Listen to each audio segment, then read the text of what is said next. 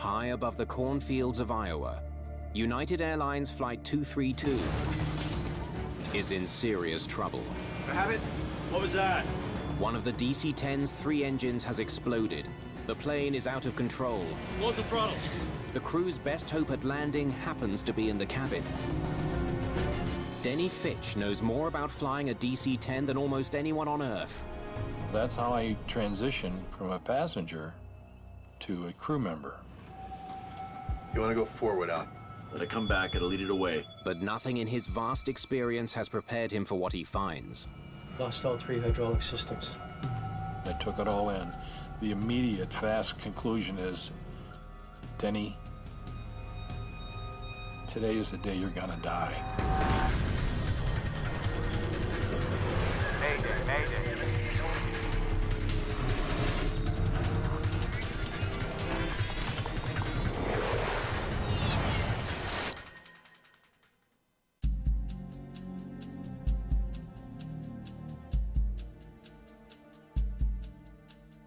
United Airlines Flight 232 is halfway through its journey from Denver, Colorado to Chicago.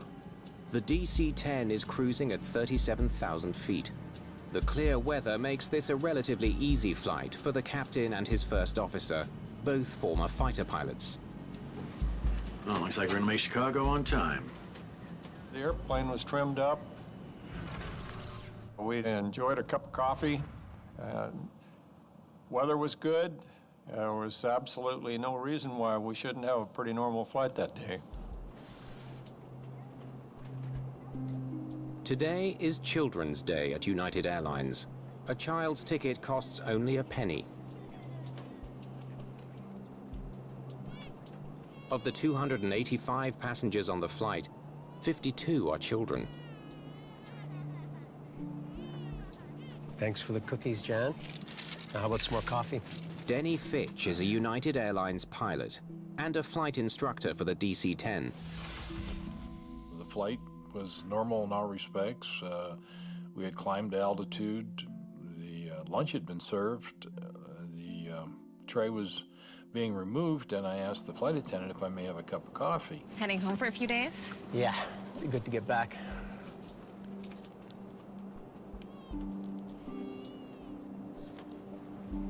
Excuse me. I'll take a refill when you have a second. Thank you. Jerry Schemmel is a basketball executive on his way through Chicago for a draft of college players. It was a very smooth flight. In fact, we were told when we got on the plane that there wasn't any expected turbulence at all. It should be a real smooth ride for 2 hours to Chicago.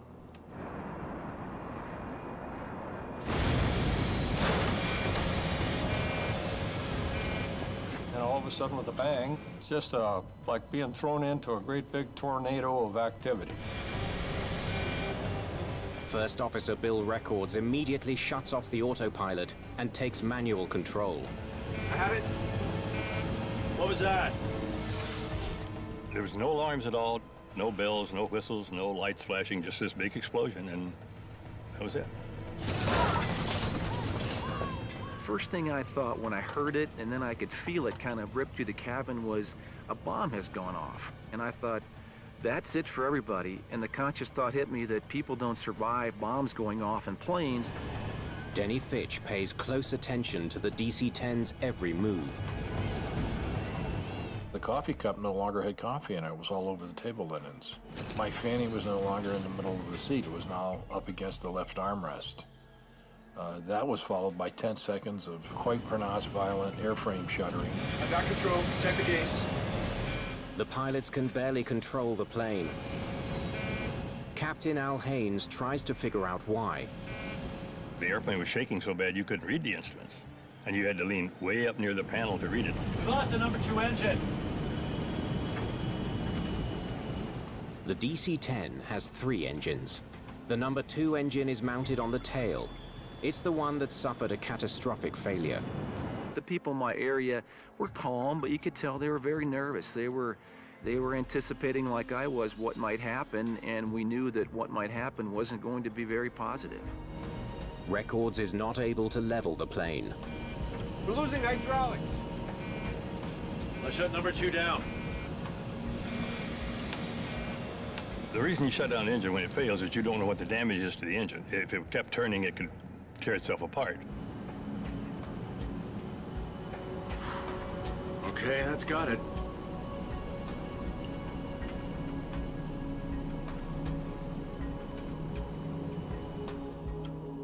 But Denny Fitch suspects there may be more to worry about than the loss of an engine.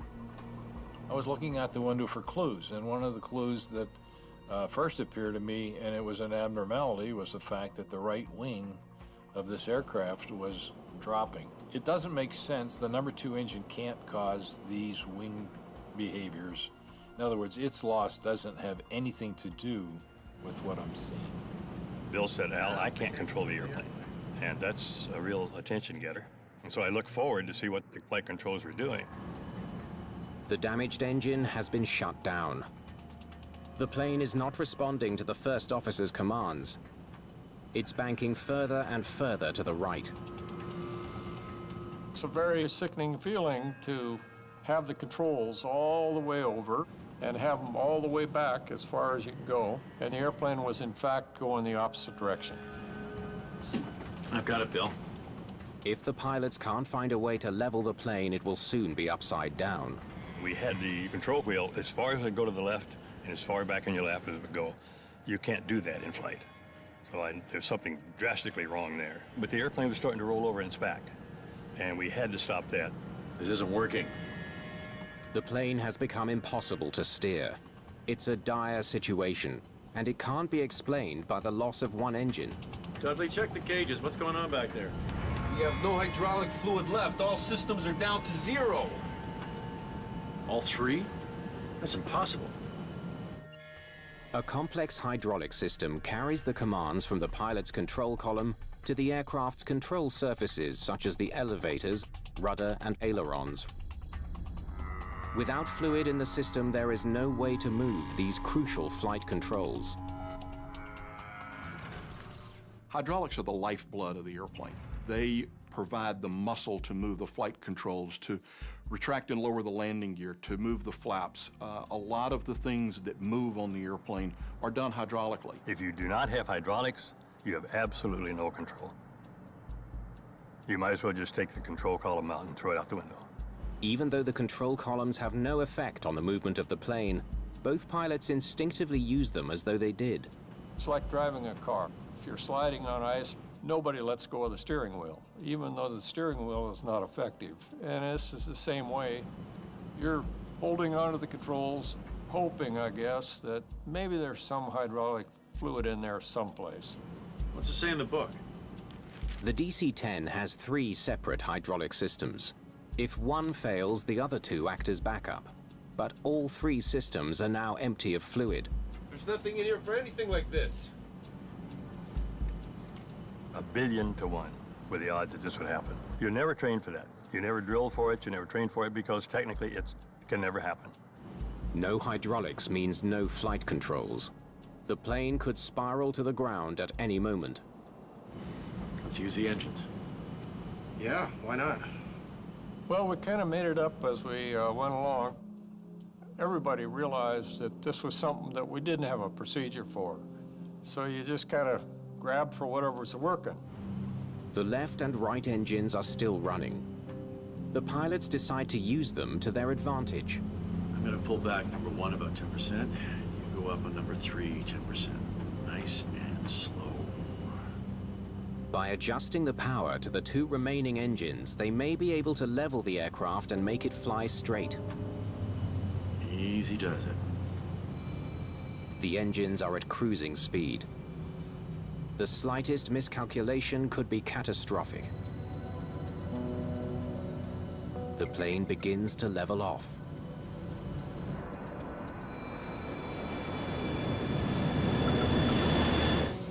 Okay, that's got it. The improvised method of control seems to be working, but with no hydraulics, the crew and all their passengers are still in grave danger. Alfredo O'Hare. About 400 miles. Flying to Chicago with only 2 engines may be possible, but without flight controls, the pilots have no idea if they'll be able to make a landing. How are we gonna land this thing? None of the parts used to control the plane can be moved. No pilot has ever safely landed a DC-10 without hydraulics. 296 people will soon die unless the pilots can find a way to do it now.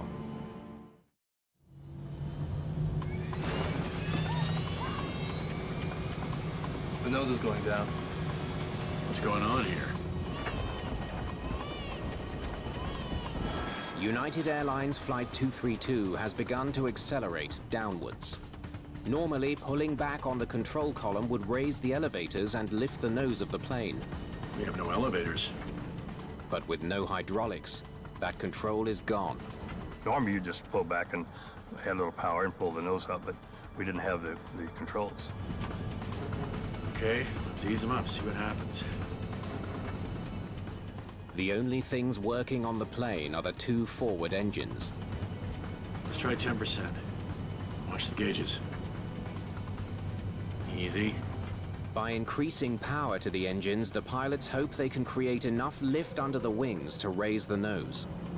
This is what you have to do, because the power creates the lift, and that's what you need. The maneuver works. The plane pulls out of the dive. Okay. That's got it. Easy. Easy. We just dropped 1,000 feet. Okay, we gotta land this thing. Find out where the hell we are and get us to the nearest airport. Since the engine failure, the plane has been drifting to the right. There is no way Flight 232 can make it to Chicago without flight controls. The pilots need to find a safe place to land as soon as possible. This is United 232. We are declaring an emergency and requesting a vector to the nearest airport. What's going on? We've lost hydraulics. We have to make an emergency landing. United 232, you're heading towards Sioux City. Would you like to go there? We'll take Sioux City. Affirmative. Start getting the cabin ready.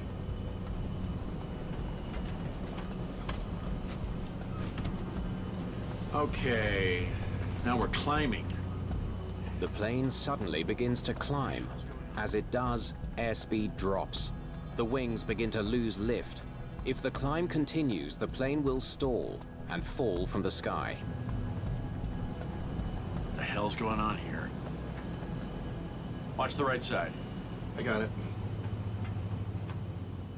To lower the nose, Captain Haynes must reduce engine power while struggling to maintain level flight. Okay, that's got it.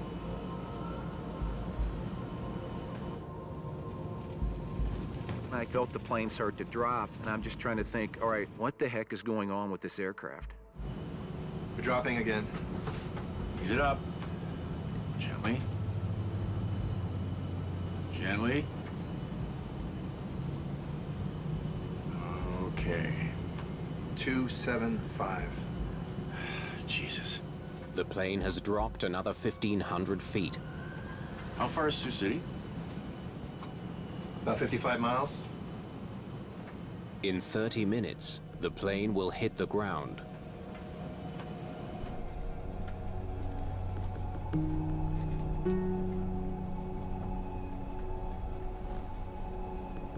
Jan, don't worry about this. This airplane will fly fine on two engines. When I told her that she replied to me, "Oh no, Denny. I just came from the cockpit. Both the pilots are trying to fly the aircraft." The captain has told us we've lost all our hydraulics.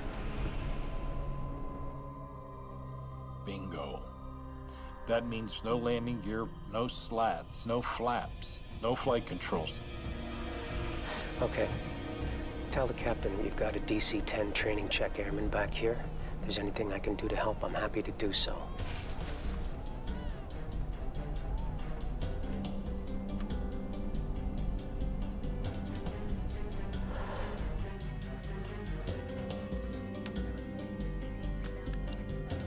United 232, understand you're requesting an emergency landing?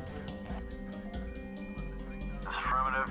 We've lost all hydraulic control, requesting a vector to the airport. United 232, radar contact. Turn left heading 255.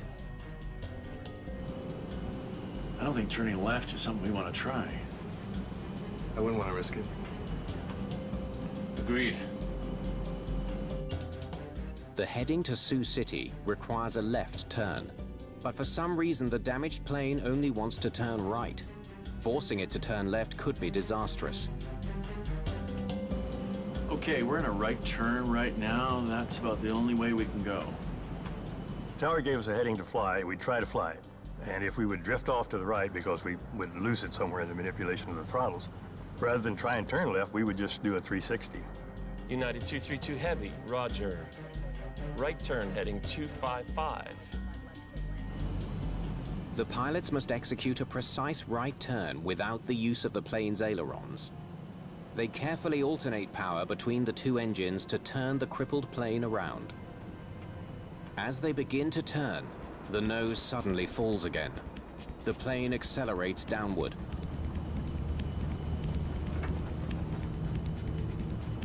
We're trying to keep the airplane straight and level, but as the airplane wanted to turn to the right, every time that they would turn to the right, the nose would go down and the tendency is to go over on your back. We had to avoid that. They manage to complete the turn, but they've dropped another 1,000 feet. Sioux City is still 64 kilometers away. I don't think we're gonna make the airport, fellas.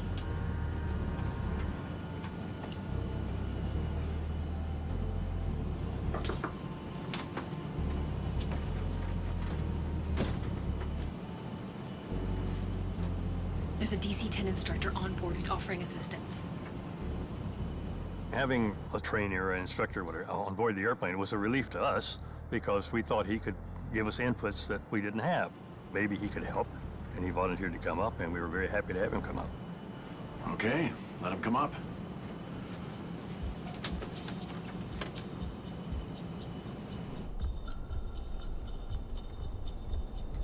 Could you come with me? And so that's how I transitioned from a passenger to a crew member.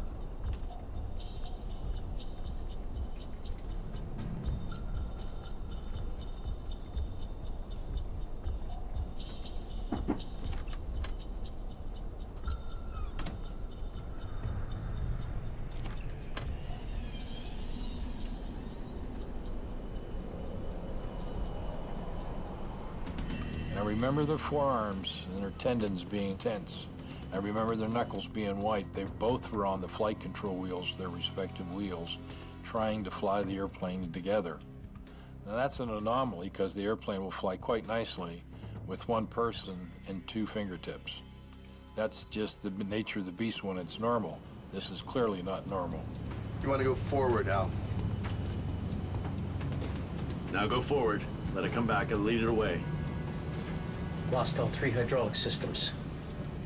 When I took it all in, the immediate, fast conclusion is, Denny, today is the day you're gonna die.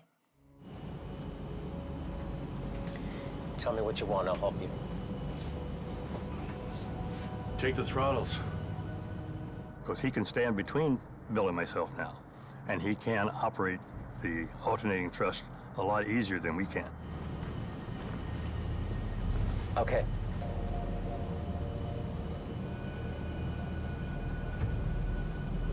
Pull back, pull back. Start it down. Fitch must ease back on the throttles to stop the plane from climbing. And it didn't take long before that I started to sense the airplane's behavior. No, not yet. Wait a minute till it levels off. The flight attendants are discreetly preparing for an emergency landing. Doesn't look good.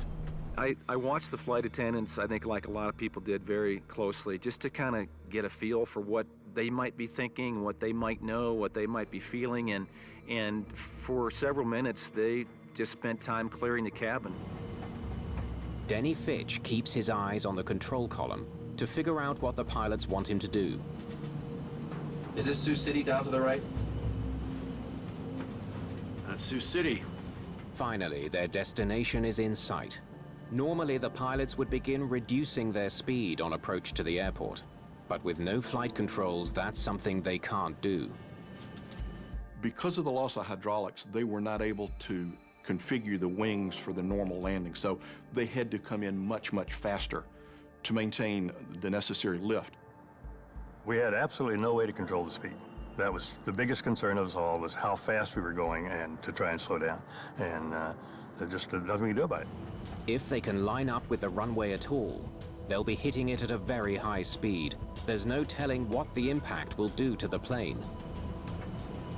What was going to happen when we touched down was a great concern, because we couldn't bring the nose up for a landing attitude. And when we hit the ground, what's going to happen was a question in my mind. And were we going to actually make the runway? A little more right. Fitch continues to keep the plane level and on course by alternating power to the two engines. Intuitively, I started to sense the airplane, and I felt that it was becoming one with me, if that makes sense. I felt that the airplane was sending me signals that it was going to do something before it did. I'm Al Haynes. Hi, Al. Kenny Fitch. Bill Reckitt's here. I'll tell you what. We'll have a beer when this is all done.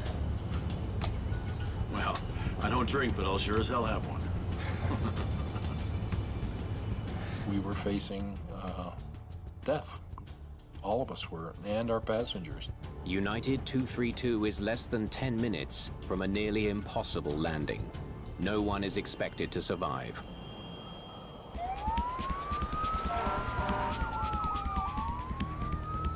Emergency workers prepare for the worst. As the pilots approach the airport, Captain Haynes decides it's time to tell the passengers precisely what they are facing. Ladies and gentlemen, this is Captain Al Haynes Speaking. As you must be aware by now, we're having some control difficulties with the plane. We're attempting an emergency landing in Sioux City. We'll be landing in approximately 8 minutes. We've got about as much control over the plane as we can get, but I need you to understand this is going to be a crash landing. Please review your emergency procedures. This is going to be worse than anything you've ever been through before, and you need to be ready. We will do everything in our power to get everyone to the ground, but we need your cooperation. I think Captain Haynes wanted to be as honest as he could with us. He didn't want to sugarcoat anything. He wanted to let us know that we are in a very dire circumstance. I was convinced I wasn't going to make it. I thought, this is my day to go. There was serious uncertainty as to what the outcome was going to be. I think there was a realization that the airplane was going to be very badly damaged and that there was a high likelihood of injury or worse.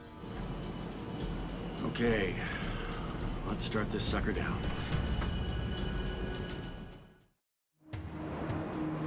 Flight 232 is 9,000 feet from the ground and less than 10 minutes from the airport, but it's still traveling far too fast to land safely. Instead of being at the normal 120, 140 knot range, they were well over 200 knots to be able to control the airplane. This means that it is going to arrive with a whole lot more force. It's going to need a much, much greater distance to land, and equally, their margin for error now becomes extremely small. Anybody got any ideas about putting the gear down? I would. Lowering the landing gear will help slow the plane down. Without hydraulics, the pilots have to release the gear manually and hope that gravity locks it into place. I hope that does it. If the gear doesn't lock, the plane is doomed.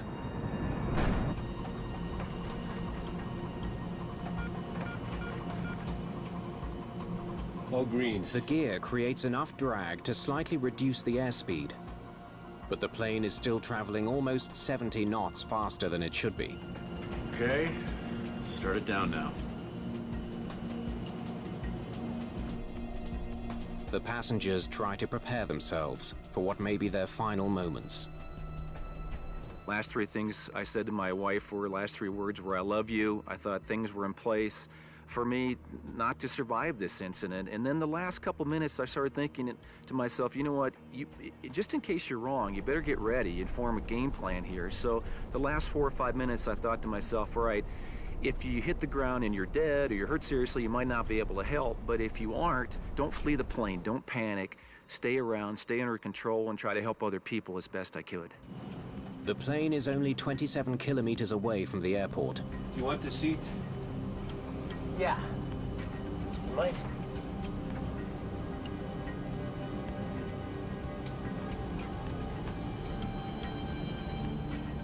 Okay. All the pilots will need to be securely strapped in for the attempted landing.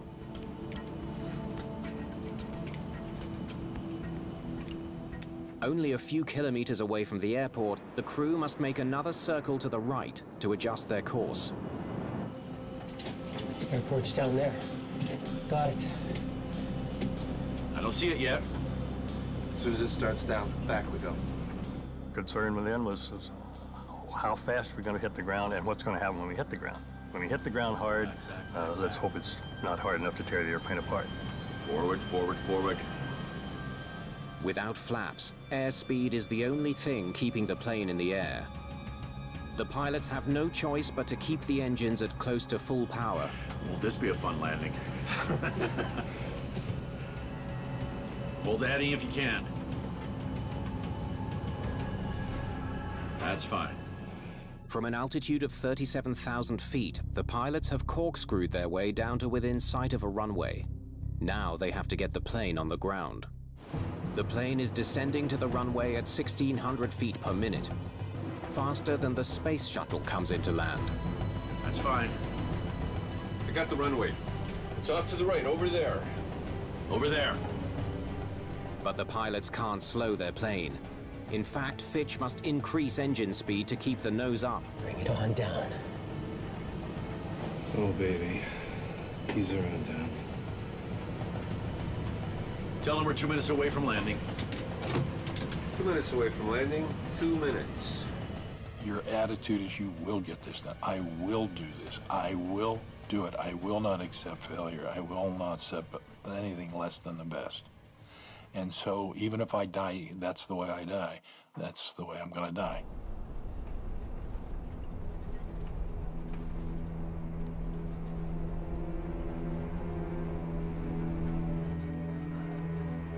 You are cleared to land on any runway.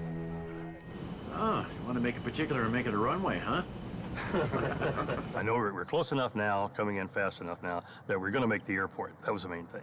Whether we actually made the runway or not, I don't know. The aircraft is still traveling much faster than normal, but the crew cannot delay any longer. This is their only shot at a landing. Get on the brakes with me. Yeah. They will have only minimal braking power and reverse thrust to stop the plane on the ground. They won't be able to steer.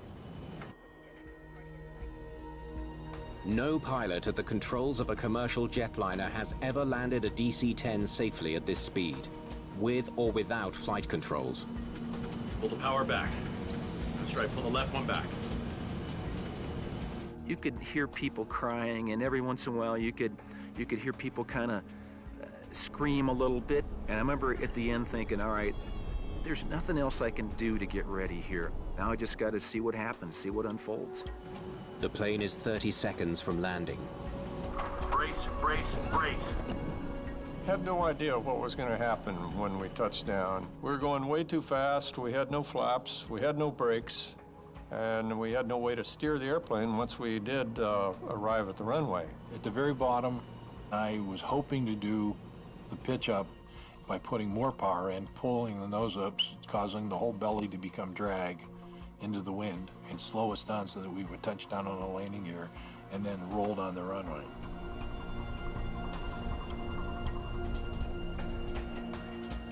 Controllers can't bear to watch what's about to unfold. Only 100 feet from the ground, the nose dips again, increasing its already dangerous speed. The nose lowered, the airspeed would get built up again, and the right wing started to go down again. And we couldn't have that. We had to try and get it level. Close the throttles. Close them off. Pull him off. I can't pull him off or we'll lose it. That's what's turning you. And we both said, okay. He's in charge of the throttles. Do whatever you have to do. There had to be complete trust. Okay, okay.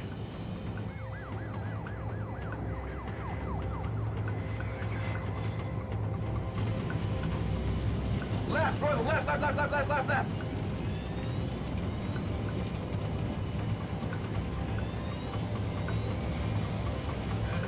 We're turning, we're turning, we're turning.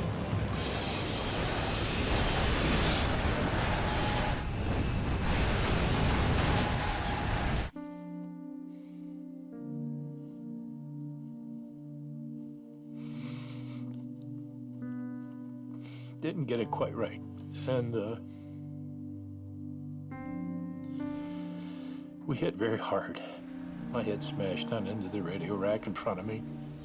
It's just like somebody had a giant hand on the back of my head and just was forcing me face down into this rack. We have hit just incredibly hard. I don't think for all the thoughts about what it might be like that I was ready for that impact. I could feel the plane go upside down, and then we slid upside down and backwards for what seemed like forever. I remember looking out the window and saw it got blue for a split second, darkened again to brown and green, and then more violence than I can put in words.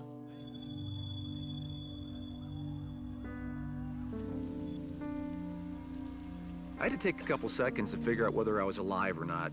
Figured if I'm feeling pain, I must be alive.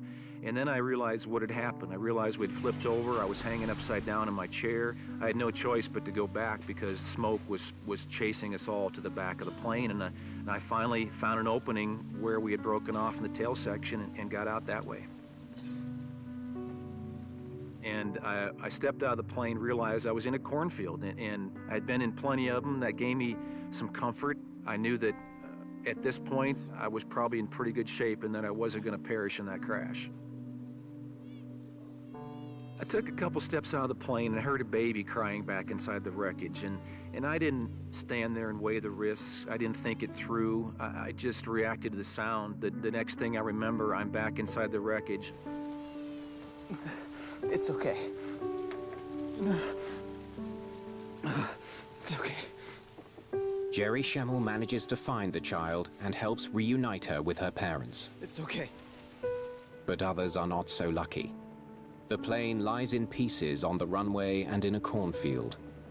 There is no sign of the cockpit or the pilots. On the initial viewing of the aircraft hitting the ground and tumbling down the ground and a huge fireball and so on and so forth, we didn't expect to find survivors. 45 minutes after the crash, the cockpit is discovered 180 meters from the rest of the wreckage. All 4 pilots have survived. I was unconscious. Fortunately, I was knocked out on impact. I have absolutely no recollection of the crash at all. And then the next thing I heard is somebody say, "Are there really 4 of you in there?" And I heard more than one voice say yes. I knew at the time that I saw this fireman coming across the field that I had been in a crash and I'm alive. I had no idea what kind of shape I was in, whether my legs were attached. I couldn't move my fingers. I was just literally pinned to the ground. I was compressed in the wreckage. White hot pain in my back and my side. Broken ribs punctured the lung. I never lost consciousness. I have complete recall of it all. My time in the hospital, first night almost died. Subsequently 9 surgeries and 18 months of recovery. 111 passengers and crew are dead, including 11 children. But 185 people have survived the fiery crash landing. The first feelings were, there are not likely to be any survivors out of this. And yet there were. There were a large number of survivors.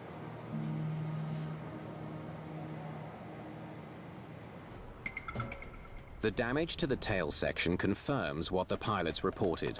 The number 2 engine exploded in mid-flight. Investigators need to know why, and how it led to the catastrophic loss of all hydraulics.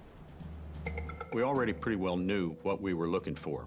We knew we'd had an engine failure of horrific proportions. We knew we'd had a hydraulic issue that had depleted all 3 hydraulic systems. The NTSB's Bob McIntosh is in charge of the team dispatched to Sioux City.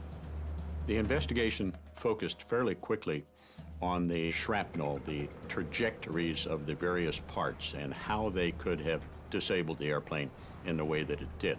It doesn't take investigators long to discover that a vital piece of the engine is missing. The fan disc is such an obvious part of the front of the engine that when it's missing, you know it.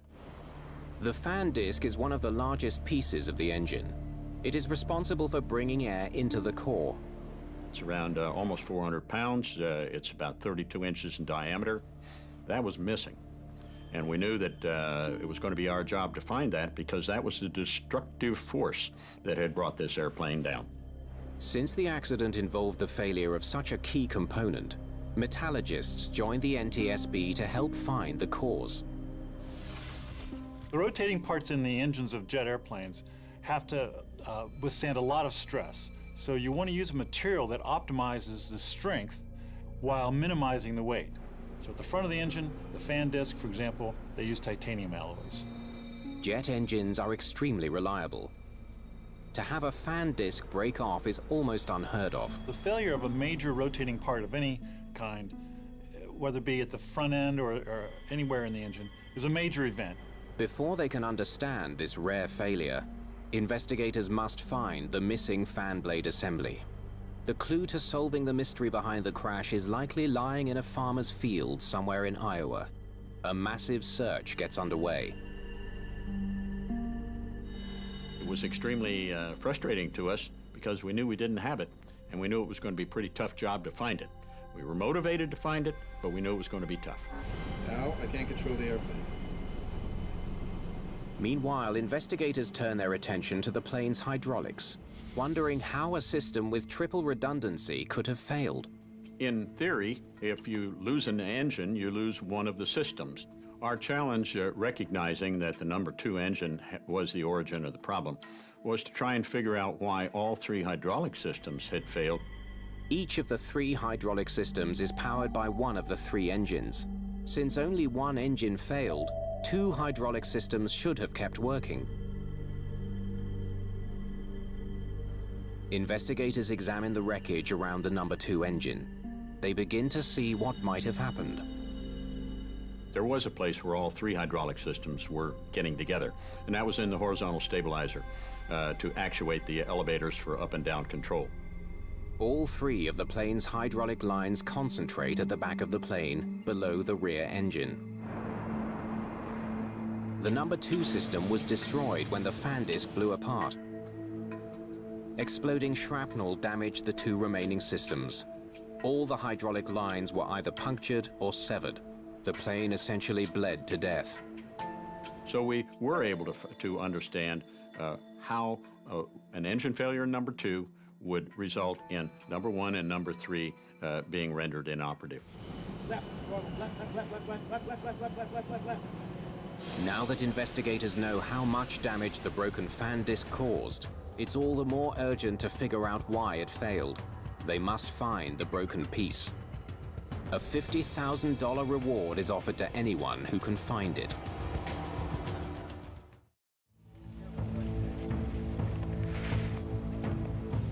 Three months after United Flight 232 crash-landed in Sioux City, Iowa, a farmer finds the crucial piece of the puzzle lying in her field, about 100 kilometers from the airport. This was I came across the combine, and the combine met with resistance. I backed up, and I thought, oh, my gosh, this is it. The lady who found the fan disc was our hero of the day. This was an extremely important piece of evidence. The massive disc is broken into 2 pieces. How could it break like that? It was extremely unusual, and we really wanted to try and figure out why this thing had what we call burst. The titanium alloy used to make this vital part is extremely strong and resilient. It shouldn't just snap in 2. Take a look at this. When you first see the disc broken, it's almost unimaginable to see how something so large could break into two big pieces. Didn't happen overnight. A close examination of the broken part reveals surprising evidence of why it fractured. It's definitely fatigue. It was pretty easy to visually to look at this to see that there was a fatigue crack there. The investigation then continued to see where did the fatigue crack initiate. Can you cut me a small section from here? Investigators need to know what had weakened this powerful alloy. They trace the fracture back to where it began and remove the section for testing.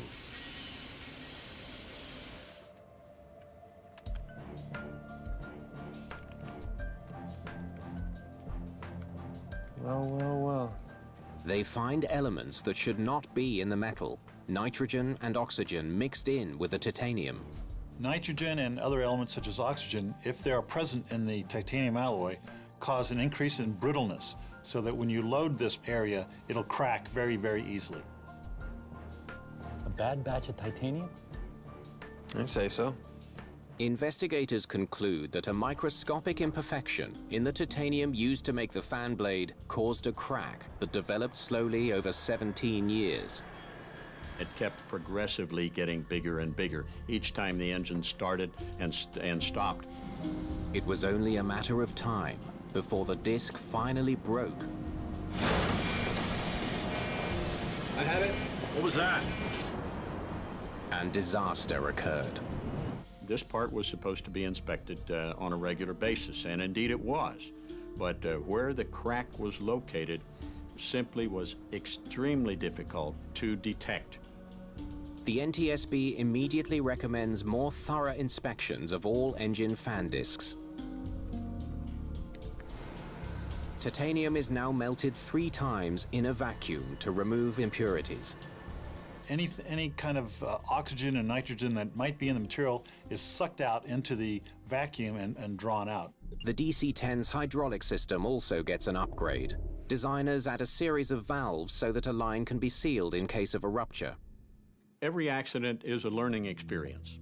And Sioux City, although it was several decades ago, continues to be a learning experience. Despite the loss of life, the pilot's actions during the disaster are hailed as a magnificent feat of flying. I think it surprised the survivors that they had made it, but it was a testament to the skill of the crew and the ruggedness of the airplane. We have no hydraulic fluid left. All systems are down to 0. That's impossible.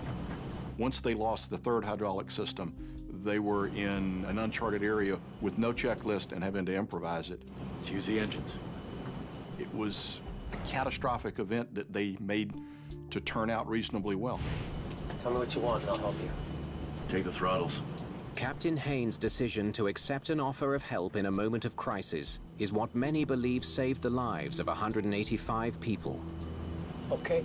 For Al Haynes to give a perfect stranger the only thing controlling his airplane, and I think he knew clearly at this point that was all that was there, I think is a phenomenal feat. And I can't give enough kudos to him for that. All 4 pilots received the Polaris Award. It's the highest civilian aviation decoration awarded for exceptional airmanship and heroic actions. We got the airplane to the runway. That's the most we could hope for, even more than most people thought we could hope for. And to say that we were heroes in doing that, no. We were just fortunate that the things we tried worked. I was willing to give up my life. No, I mean, that's not being heroic. I mean, I was willing to give up my life. Because to me, that's my responsibility as an airline captain. You trust me. I don't want to fail that trust. Al Haynes and Bill Records were back in the cockpit within a year of the accident. For Denny Fitch, it took a bit more time. Doctors, God love them, they fixed me, but they didn't believe I'd ever make a captaincy again. They didn't think I'd ever be able to fly. I think it was 16 or 18 months later. It was Flight 187 to Honolulu. And if you've been in the cabin, you would have heard this announcement: today in command of your flight is Captain Denny Fitch. Never give up.